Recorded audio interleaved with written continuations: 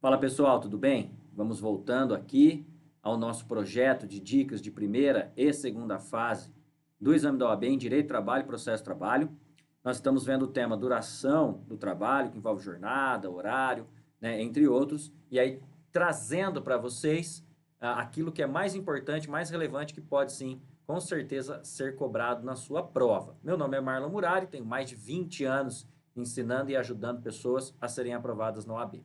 Na aula de hoje, nós vamos começar vendo ali, continuar, né, vendo o artigo 58 da CLT e seus pontos principais. Já começando com o parágrafo 1º do artigo 58, que fala sobre o limite de tolerância para a marcação do cartão de ponto. Tá? O parágrafo 1º do 58 diz assim, ó, não serão descontados nem computadas como jornada extraordinária as variações de ponto no registro de ponto não excedentes de 5 minutos, observado o limite máximo de 10 minutos diários. O que você tem que lembrar disso? Ó, presta bastante atenção. Você tem que lembrar que se o empregado, por exemplo, marcar o ponto 5 minutos antes do horário normal, ou 5 minutos, até 5 antes, ou até 5 depois, na hora de entrar, ou até 5 minutos antes, ou até 5 minutos depois, na hora de ir embora, isso não vai ser considerado nem para desconto e nem para cálculo de horas extras. Observado o limite máximo de 10 horas diárias, tá certo? Então, 5 na entrada e 5 na saída. Não são 10 minutos na entrada ou 10 minutos na saída. São 5 na entrada e 5 na saída. Então, por exemplo, imagine que eu cheguei para trabalhar na minha empresa e eu entro às 8. E por um motivo qualquer, eu fui lá, me atrasei 3 minutos e coloquei lá o registro de ponto 3 minutos atrasado. Não vão descontar de mim, isso não vai ser considerado. Por outro lado, imagine que eu cheguei 2, 3, 4, até 5 minutos adiantado. E fui lá e bati o ponto 5 minutos adiantado. Amanhã ou depois eu posso cobrar isso como hora extra. Imagine 5 minutos hoje, amanhã, depois. Isso pode virar uma hora extra lá na frente, né? Uma hora cheia. Não vai virar, por quê? Porque esses 5 minutos, até 5 minutos na entrada ou até 5 minutos na saída, não são considerados como hora extra. Beleza? Observado o limite de 10 minutos diários. Sobre esse tema, veja, você anote aí a súmula 366 do Tribunal Superior do Trabalho e também a súmula 449 do TST. Leia certinho essas súmulas, tô dando tempo aqui de você anotar, poder inclusive agora abrir aí o seu Vademecum e observar estas súmulas, tá? Mudando de assunto, já falamos sobre o tema aqui, jornada tempo parcial foi bastante modificado pela reforma, então vale a pena a gente só dar aqui uma revisada. Qual que é a jornada do tempo parcial hoje? Lembra? Até 30 horas semanais, sem possibilidade de hora extra, ou 26 horas por semana com até 6 horas extras semanais. Vamos repetir? Tempo parcial, 2 pontos, anota aí. 30 horas extras por semana, sem possibilidade... Olha o professor Marlon errando aqui, desculpe o equívoco, vamos lá? Quem sabe faz ao vivo, né? Apesar de eu estar gravando aqui, tem horas que a gente se confunde.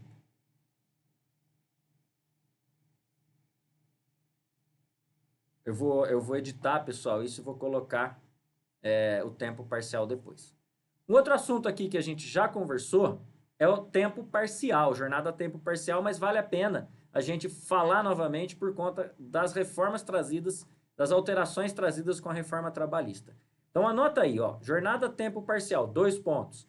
30 horas semanais, sem possibilidade de hora extra, ou 26 horas semanais com a possibilidade de até 6 horas extras por semana, tá? Anotou isso aí, você já sabe, até 30 horas semanais sem possibilidade de horas extras, ou 26 horas semanais com a possibilidade de 6 horas extras por semana, tá certo? Isso está no 58A da CLT.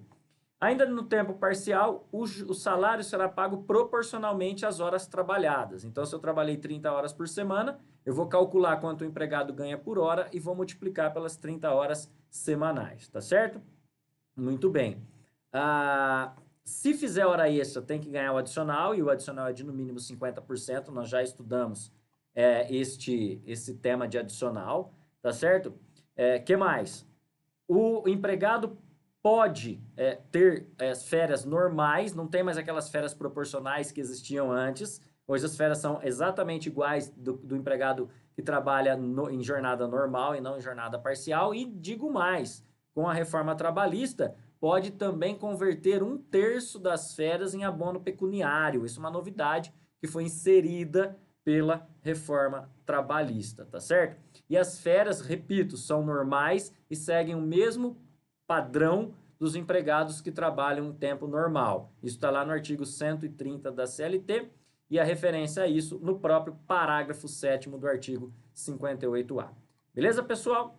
O próximo tema que nós vamos estudar agora é o tema relacionado a horas em itinerário. Para tudo que você está fazendo, pega uma água, pega um café, porque esse tema ele é espinhoso, ele cai muito e ele foi muito modificado com a reforma trabalhista. E eu já vou explicar de cara como está hoje. O tema está no artigo 58, parágrafo 2º da CLT. Parágrafo 2º do artigo 58 da CLT, que fala assim, ó, e é isso que você tem que saber.